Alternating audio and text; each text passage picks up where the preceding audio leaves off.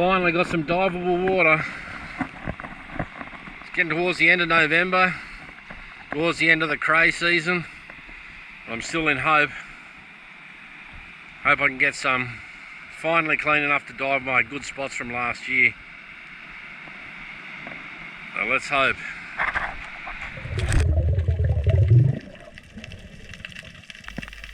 Well, I can't tell you how nice it was to finally get back in and have some really nice visibility water, calm sea conditions, straight back out to the old set of cracks that I've worked for many seasons now, and they didn't disappoint.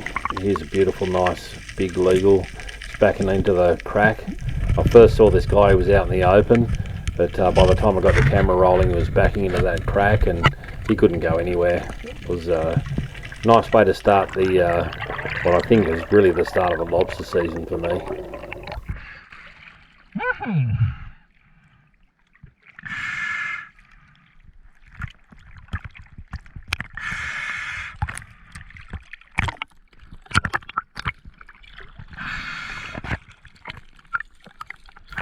As we can now get 3 legal eastern rock lobsters, plus in theory 2 tropicals and 2 slipper lobsters if we found them, I'm taking the big extra keeper bag out on the float. This saves me having to go up and down dragging the lobsters with me through each dive. This particular crack featured in Lobster Boys last year when Chris was going crazy trying to get the oversize out from behind a big wobbegong and holding it by the tail and ripping the crays out. Anyway, you can see here this beautiful legal, and there's the oversize in the crack. Always take the legal first because that's the one you want to go home with. You can always go back down and get that oversize, and if the oversize is gone, well, you really haven't missed anything except a bit of video footage. So here's another nice beautiful sized cray. No need to measure it. It's well under maximum and well over minimum.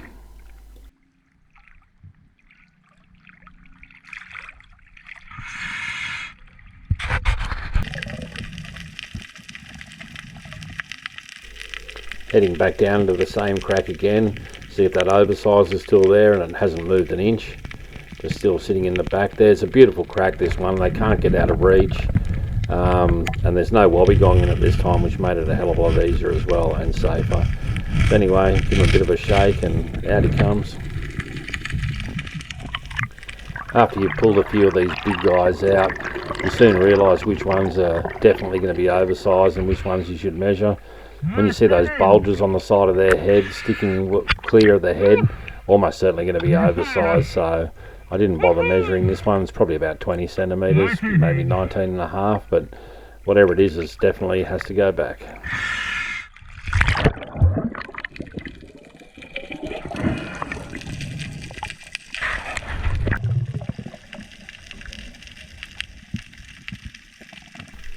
This is one of those trickier cracks. It's basically got 2 entrances into it, and there's quite a few lobsters sitting in here. Not very big lobsters, but definitely some legal ones, and quite tricky because you can only grab from one side, and they can fly out the other side. Anyhow, I managed to get in and do a good grab. This guy probably couldn't back out because the other lobsters are blocking him in. Gave me the chance to get this nice legal. Ended up being a couple of mils over legal. I got a really good idea. I put my hand around them. I can pretty much tell if they're legal or not. But always, of course, measure them to be sure before you bring them ashore.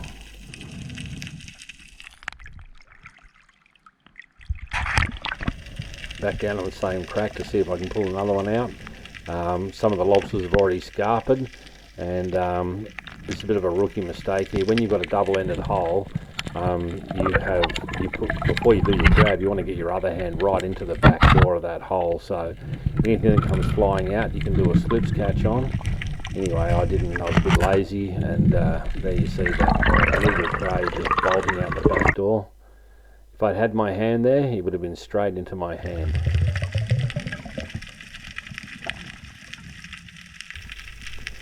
This crack was a little bit deeper, and you can see from that rock sticking out, I couldn't get right in from the front end to grab this cray. I had to grab him from behind, and as he's pinned right up sideways against the rock, the best thing to do is not go too quick once you put your hand on him, just force him against it, get your hand right underneath it and get a really good grip of the tail.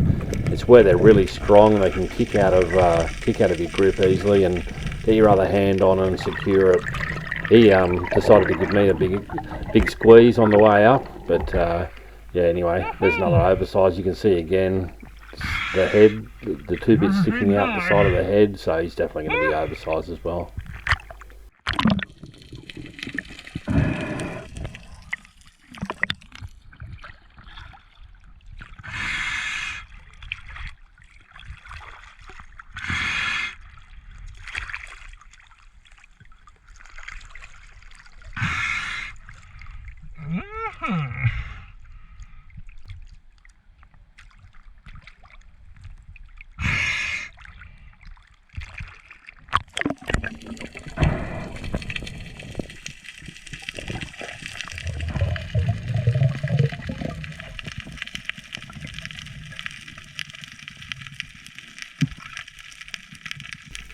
When you see lobsters out in the open like this, it often means that they're about to travel, although sometimes you will just see these really big oversized ones just sitting out because they're not really afraid of much.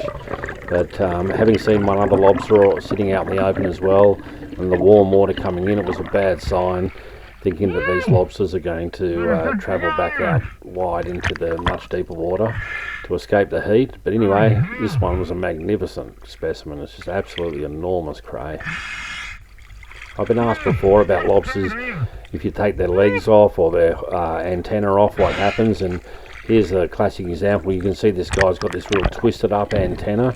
What that is that antenna's been broken off in the past and the other antenna's completely gone, but the twisted up one, that's a regrowing antenna. So its first molt, it's got this stubby twisted looking antenna, and by the next molt that antenna will be back to a normal size antenna, and then have a little stubby one on the other side. So yeah, lobsters, like lizards, they'll shed their legs and shed their antenna when you grab hold of them, sometimes in an effort to escape, to leave you with something that doesn't hurt them because they can regrow it and gives you something to be occupied with if you're a fish or something like that.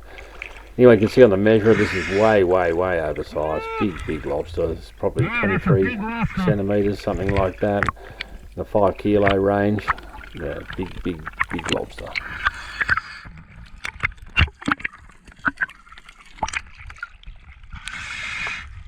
Look at the legs on it, eh?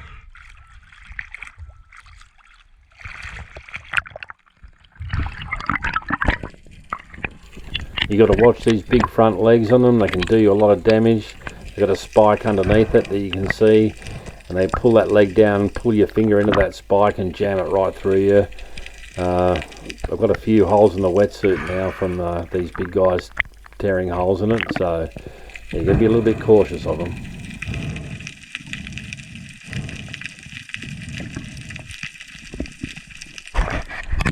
You know, I can see this big tail of an oversized lobster sticking out the back of the crack, and I've grabbed it. I really just haven't gone hard enough on it, and he's just super powerful, just kicked like hell and disappeared into this crack.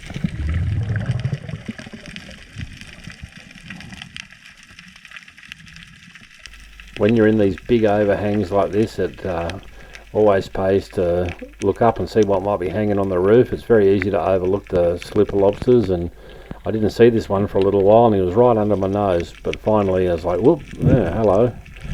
But late in the season, the big ones like this nearly all got eggs.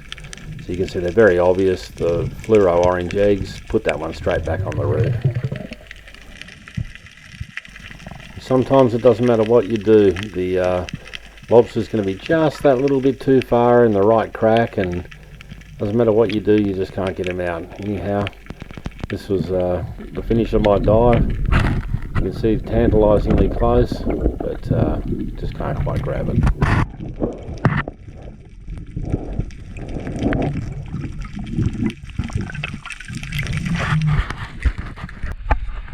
Here's the catch. That's the 18 centimetre measure of the oversize. You can see they're all well legal, and that's the minimum size gauge. Nice lobsters. About 16. Put it in properly. 16. maybe 15. Beautiful crays. Probably 4.5 kilos, close to 5 kilos total. Finally, it's been such a terrible season. Nice to put some crays. First time I've got my 3 bag limit too.